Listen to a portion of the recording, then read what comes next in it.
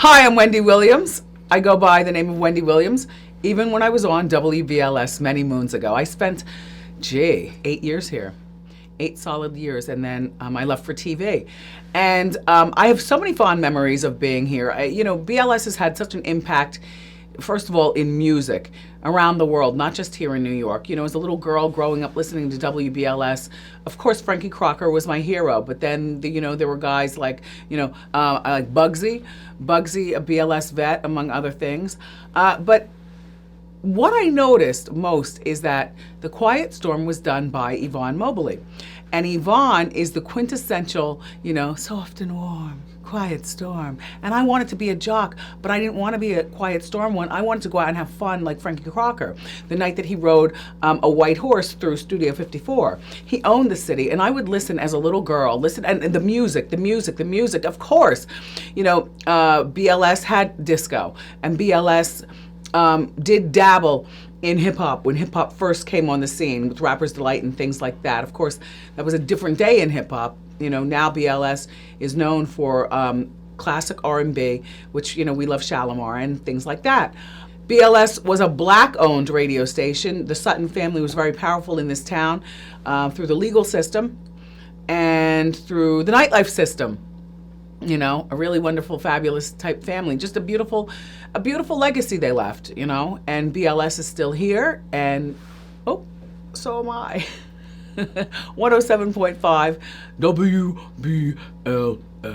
When I first got here, I played that, and I forgot who was in charge at the time, because I don't want to call them out, but they told me don't play it. I'm like, how can I be at BLS, the home of Frankie Crocker, and not play Frankie ping-ponging in your stereo WBLS? So they finally relented, and that was the beginning of the Wendy infusion, I think, probably here. Good times. Resistant times, but good times. WBLS.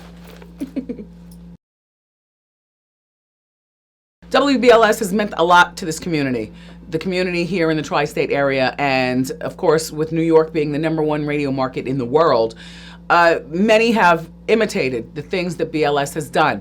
And one of those things is being a champion for the community through the good times and bad times. If you need clothing, we're there to raise money.